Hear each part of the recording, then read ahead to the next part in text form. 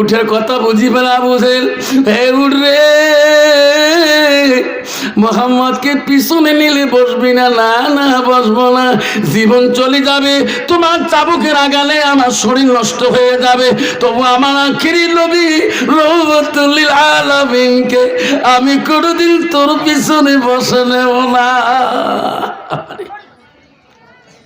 বাধ্য যখন আবু জেল শিকার হয়ে গেল, উঠ বসে গেলেন মোহাম্মদকে, বিশ্ব নবী রাসূলুল্লাহকে আবু জেল সামনে বসে নিল, আবু জেল পিছনে বসলো, বিশ্ব নবীকে বাড়ির কাছে ছাড়িয়ে দিল। আবু জেল বাড়িতে যেয়ে বলে, বিবি রে, মোহাম্মদ বলে আখিরে জামানার উট নবী হবে রে। কার কাছে শুনলেন? রে বিবি, তুমি উটটাকে এত দানা পানি দাও, আমি এত আদর করি, আমার উঠের জবান দিয়ে শুনলাম মোহাম্মদ বলে সে জামানার নবী হবে, এনার নাম হবে রহমাতুল লিল আলামিন। নাই থাকবে ভাবতো না আমার সোনার চাঁদরা, একটা মরুভূমির পশু যদি নবীকে চিনতে পায়, একটা জঙ্গলের প্রাণ যদি নবীকে চিনতে পায়, আজকে মুসলমান হয়ে একটা নবীর একটা সুন্নাত চিনতে পারলাম না। এই তো নবীর ভালোবাসা, এই তো নবীর ভালোবাসা। একটা জঙ্গলের প্রাণী, একটা বনের পশু নবীকে সম্মান দিয়েছিলেন।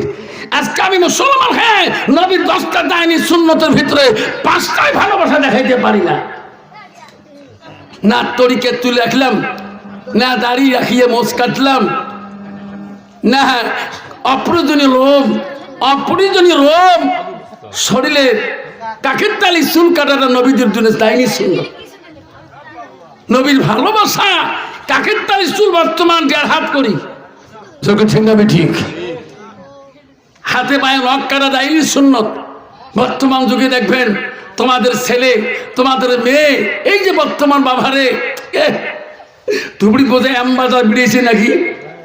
আচ্ছা, কুচবিহার আছে টাইগার বাজার, খাগড়াবাড়ি আছে না? মুসলমানের ভিড় দেখলে মুসলমানের মেয়ের সেনা জানা, একটা মুসলমানের মেয়ে ফাতেমানা সকিনা জয়নাম উম্মে কুলসুম রাধানা রানী বোঝায় না যায়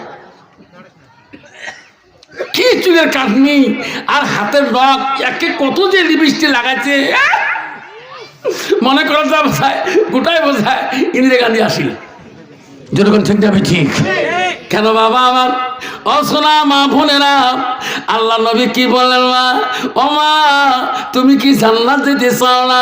ও মা বলেন, নবীজি বললেন আলমার আতু ইজা সাল্লাত খামসাহা, আমার নবী বললেন কোন একটা মেয়ে যদি 5 ওয়াক্ত নামাজ পড়ে, ওয়াসামা শাহরুহা, ওই মেয়েটা যদি রমজান মাসে রোজা করে, নবী বলেন আসালা ফারাজাহা, ওই মেয়েটা যদি পর্দায় পশিদায় থাকে, নিজ চরিত্রটাকে পবিত্রতা রাখে, আমার রাসূল বলল আতানবালাহা, ওই মেয়েটা যদি নিজের স্বামীকে ভালোবাসে, নবী বলো ফাঁকা দেখো মানায় আবু আবির জান্নাতের সাথ, নবী বলো ওই নারীদের জন্য আল্লাহ 8টা জান্নাতের দরজা খোলা রাখবে।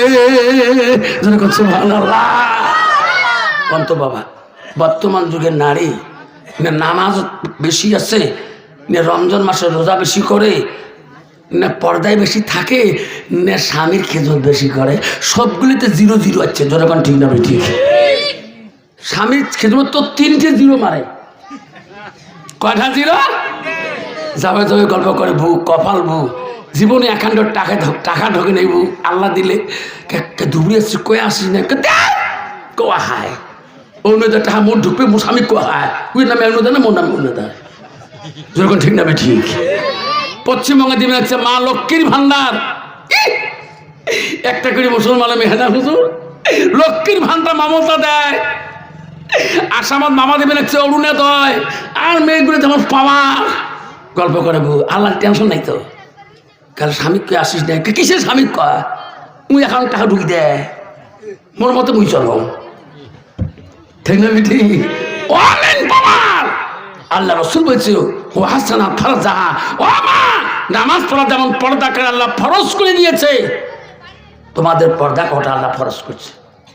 নামাজ যেমন ফরজ, পর্দা করা তো ফরজ, ওয়া সালাত ফারজাহা, তোমার সতীত্বটাকে নষ্ট করা যাবে না। তোমার স্বামী আছে, ওয়া জাউজুহা আনহা, জাউজুহা মানে তোমার স্বামী, ওয়া জাউজুহা আনহা রাদিন, যখন তোমার স্বামী বাড়ি দিকে আসবে তোমার কথার দ্বারা মিষ্টির দ্বারায় স্বামীকে তুমি আপন করিয়ে নাও। জোরে কোন সুবহানাল্লাহ। স্বামীতে বাড়ি আসবে রে, স্বামী আসার সাথে সাথে তুমি একটা মুস্কি হাসি মারো। নবী বলেন তোমার হাসিতে যদি তোমার স্বামী যদি খুশি হয়ে যায়, মা বলে না ওই খুশি হওয়ার সাথে সাথে 20 রাকাত নফল নামাজ পড়া সব আল্লাহ তোমার আমল নামে লিখিয়ে দিলেন। সুবহানাল্লাহ। বর্তমান যুগে নারী তো হাসে না, স্বামী বাড়ি আসলে হাসেন, তোমার কি হাসে? আমার থেকে দাঁত কিড়ি মিড়ে দেখবেন যাও জওয়ালে কি ফুসুর ফাঁসার, যে আসিকা মরমের মা আসেন বাড়ি মরেন কে বাবা, পানি দিলে খানু হাঁকা দেখেন নাই, চোখ নেই তোমার তো বাবা, চাওয়াও কষ্ট। মা বলে না আমার, মা বলে না চলে রাখো মা, চলে রাখো মা। নবীজির প্রথম স্ত্রী ছিল মা, প্রথম বিবি ছিল মা হযরতে খাদিজাতুল কুবরা। মারে নবীজির দ্বিতীয় বিবি ছিল হযরতে মা সাউদা রাদিয়াল্লাহু তাআলা। নবীজির তৃতীয় স্ত্রী ছিল মা হযরতে মা আয়েশা সিদ্দিকা আম্মাজান। নবীজির চতুর্থ বিবি ছিল মা হযরতে জয়নব রাদিয়াল্লাহু তাআলা।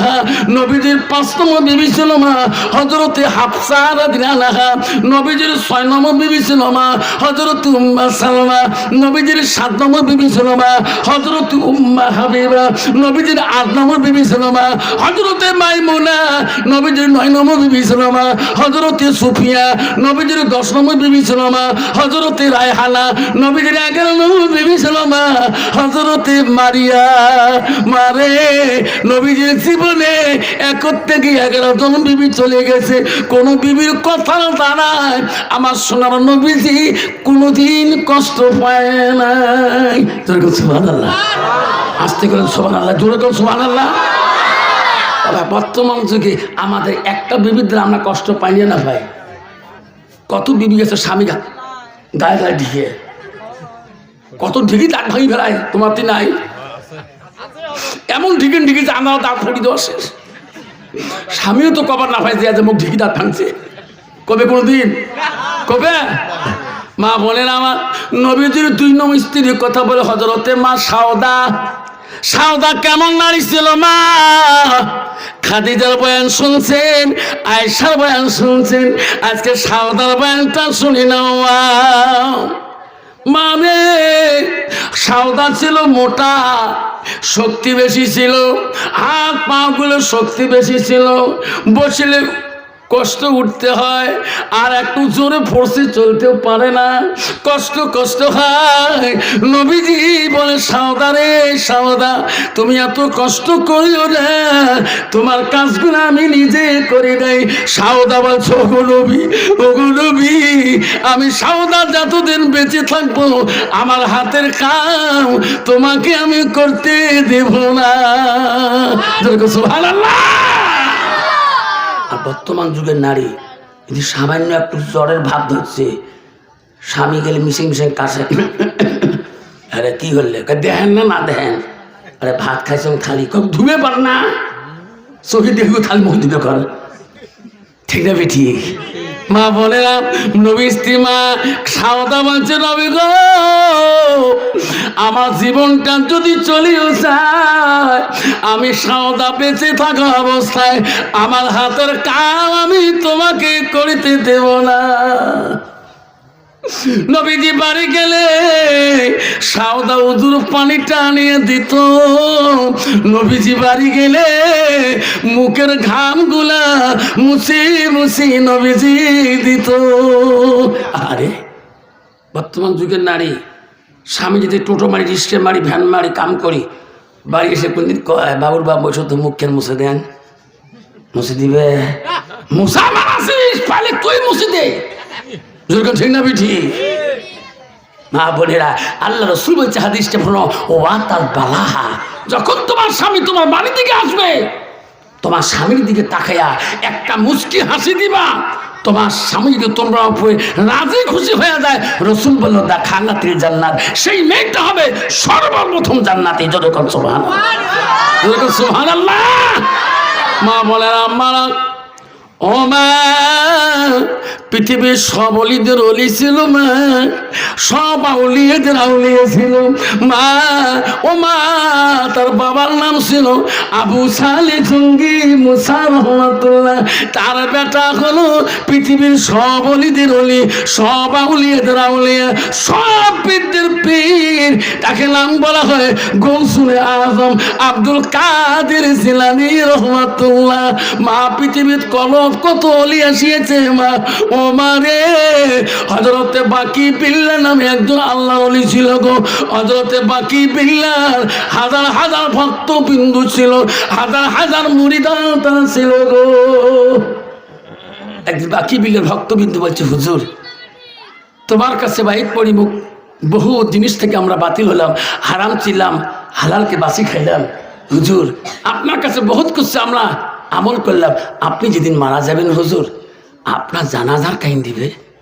আরে হুজুর, আপনার যেটা আমল, আপনার জানাজার কাহিনী দিবে। বাকি বিল্লাহ বললেন, বেচারে ওরে বেটা,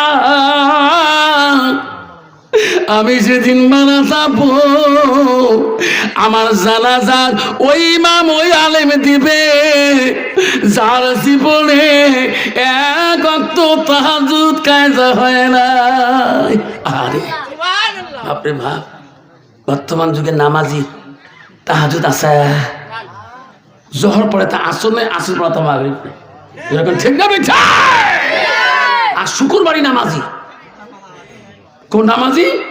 শুক্রবারই নামাজি। নবীজির জামানায় তাফসীরে পেলাম একটা লোক ইন্তিকাল হয়ে গেছে। আবু বকর বলল, হুজুর একটা লোক মারা গেছে। নবী বলে, আবু বকর রে, ওমর রে, লোকটাকে গোসল তাড়াতাড়ি ব্যবস্থা করে দাও, কাফন পরে দাও, আমি রাসূলুল্লাহ আমি নিজেই জানাজা দেব। গোসল হয়ে গেল, কাফন পরানো হয়ে গেল। নবীকে বলল, রাসূলুল্লাহ লোকটার কাফন হয়ে গেছে, কবর রেডি হয়ে গেছে, আপনি জানাজা দিতে চাচ্ছেন? ওগো নবী, আপনি তো জানাজা দিবেন, আসলে আমরা সবাই রেডি হয়ে গেছি। আল্লাহ নবী মুহাম্মদ রাসূলুল্লাহ সামনে যখন আসলেন, জানাজার ইমাম হয়ে গেলে, সঙ্গে সঙ্গে এমন একটা সাপ এসে লোকটার মাথার মধ্যে দংশন করে। হযরত আবু বকর সহ্য করতে পারল না। আবু বকর বলে, সাপ জানো না আজকে কে জানাজারে দাঁড়াইছে? আবু বকর জানাজারে কাঁথার থাকে নামি শরীরে একটা লাঠি নিলেন, সাপটাকে পিঠাই করবে। সাপের জবান খুলিয়া গেল। আবু বকর সুবহানাল্লাহ, সুবহানাল্লাহ, খবরদার আমার গায়ে মারিস না। আবু বকর রে, আমি সাপ এমনি আসি নাই, আল্লাহর হুকুমে আসিয়েছি। আবু বকর, নবী তো লাঠি তুললো না, উমর তো লাঠি তুললো না, তুমি আমাকে মারার জন্য লাঠি তুললি কেন? এই যে সাপ, দুনিয়াতে মানুষ থাকা অবস্থায় আমার থাকে আপনি দংশন করেন, তাহলে কবরে কি হবে? কেন তুই আসলি? আবু বকর রে, আমি সাপ বলছি শোনো, এই মানুষটা দুনিয়ার বুকে 3টা পাপ করেছে রে। কয়টা? যখন কয়টা? 3টে। আবু বকর বলছে, কি পাপ? হ্যাঁ আবু বকর, এই লোকটা জীবনে আল্লাহ যতটুকু হায়াত দিয়েছে কোনদিন এত নামাজ পড়ে না। আবু বকর বলছে, সাবরে পৃথিবীতে কত মানুষ বেনামাজি কবরে যাবে, আমি বিশ্বাস করি না, বিশ্বাস করি না। কইছে সাব্বাস আবু বকর, আমি নামাজের জন্য আসি নাই, আরো দুইটা কারণে আছি। কি? 2 নম্বর কারণ হলো এই লোকটা আল্লাহ সাদাকাতুল জারিয়া, আল্লাহ বহু সাদকা মাল দিয়েছে, জীবনে মানুষকে দান খয়রাত করে নাই, সাদকা জারিয়া দেয় নাই। আবু বকর বলছে সাবরে, এটা হতে পারে না, পৃথিবীতে বহুত বকিল লোক থাকবে, মাল থাকলেও দান করবে না, তার জন্য তুমি দুনিয়াতে ধ্বংস করতে পারো না। সাব বলছে আবু বকর, এই 2টা কারণে আসি নাই। কোন কারণে? 3 নম্বর কারণে আল্লাহ আমাকে পাঠিয়ে দিয়েছে। কি কারণ? আবু বকর,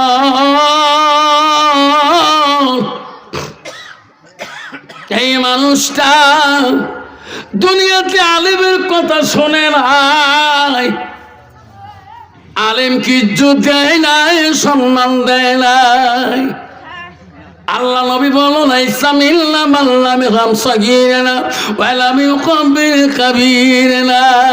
আমার নবী বললেন ওই মানুষটা আমার উম্মতের ভিতরে গণ্য হতে পারে না যারা ছোটকে স্নেহ করে না, মুরব্বীকে সম্মান দেয় না।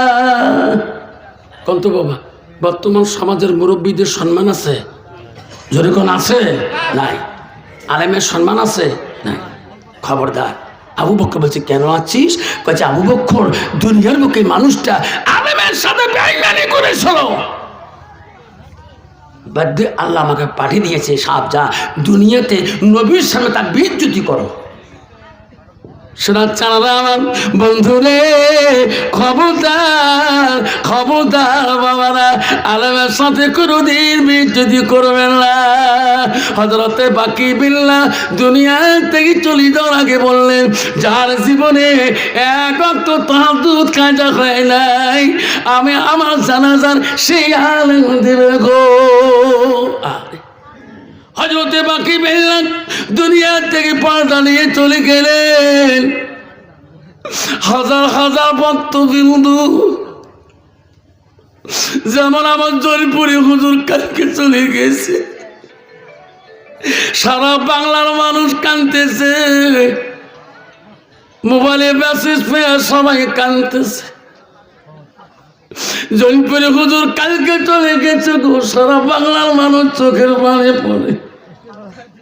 হুজুরের গুণ আছে গো, হুজুরের আমল আছে গো, আমি আপনার মাওলানা নিজেই দেখিয়েছিলাম।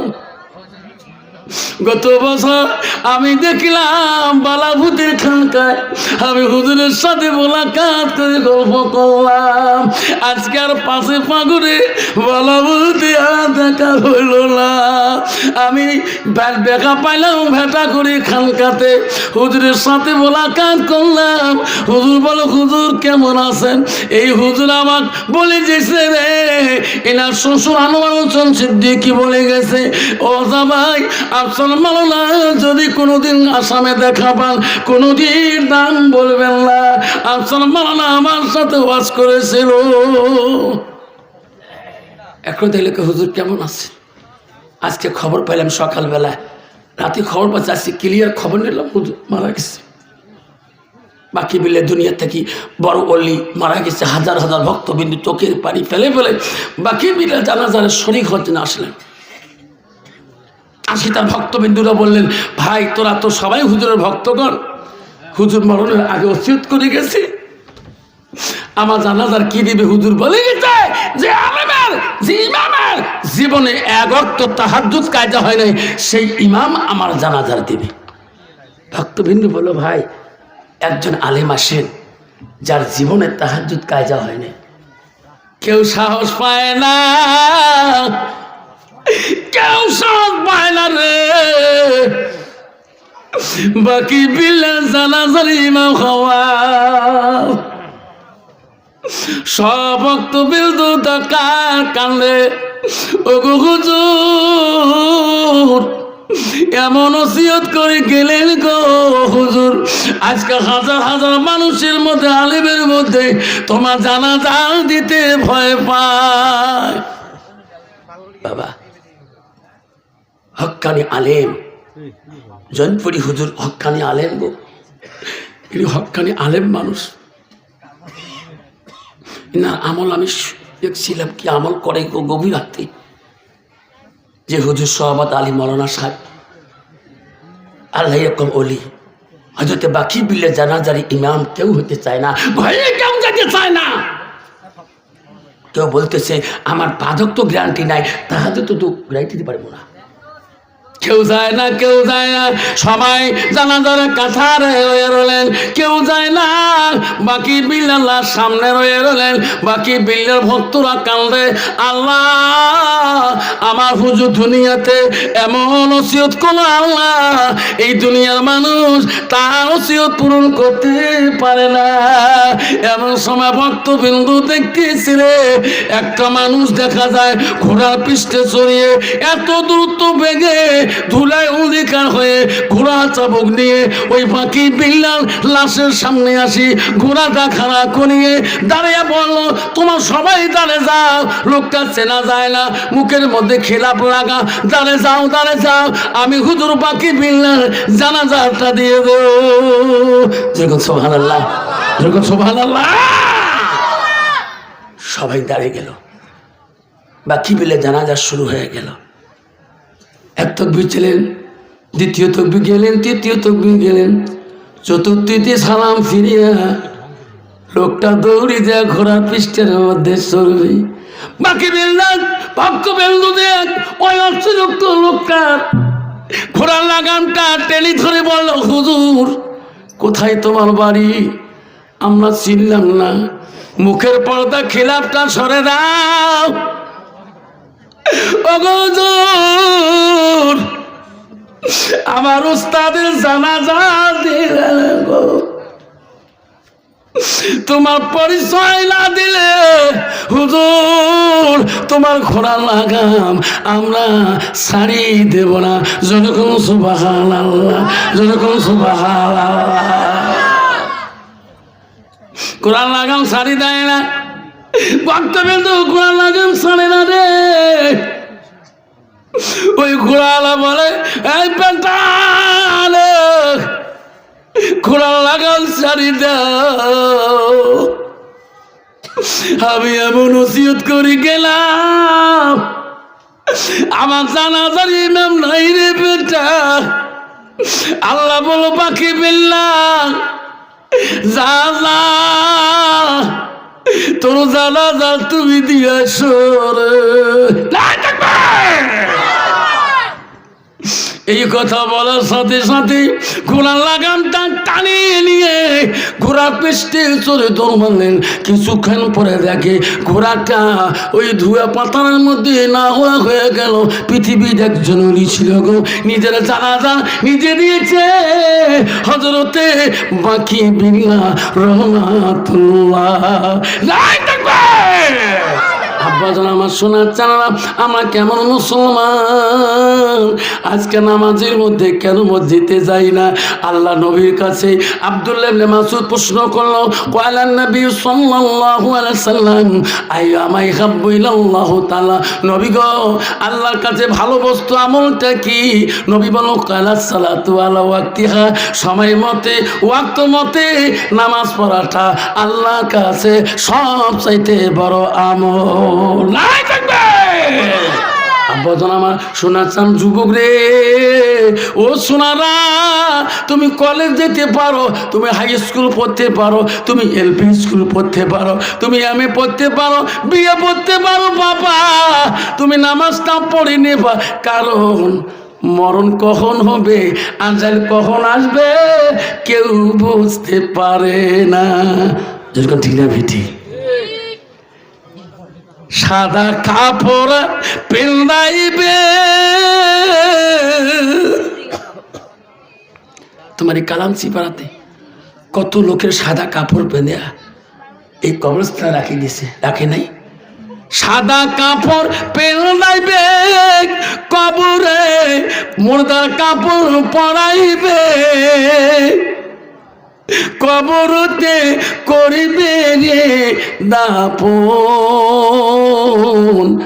পাগল মনে রে দিন ফুরাইলে দেখিবি রে কে আপন পাগল মনে রে দিন ফুরাইলে দেখিবি রে কে আপন যারা তোমার অতি আপন তারাই তোমার পরাইবে রে কাপড় যারা তোমার অতি আপন তারাই তোমার পরাইবে রে কাপড় তারাই তোমার করিবে রে দাপন পাগল মনে রে অবশ মনে রে দিন ফুরাইলে দেখিবি রে কে আপন পাগল মনে রে দিন ফুরাইলে দেখিবি রে কে আপন। সোনার চাঁদরা আজকে তুমি মারা যাও, তোমার দিন শেষ, কেউ তোমার আপন হবে না।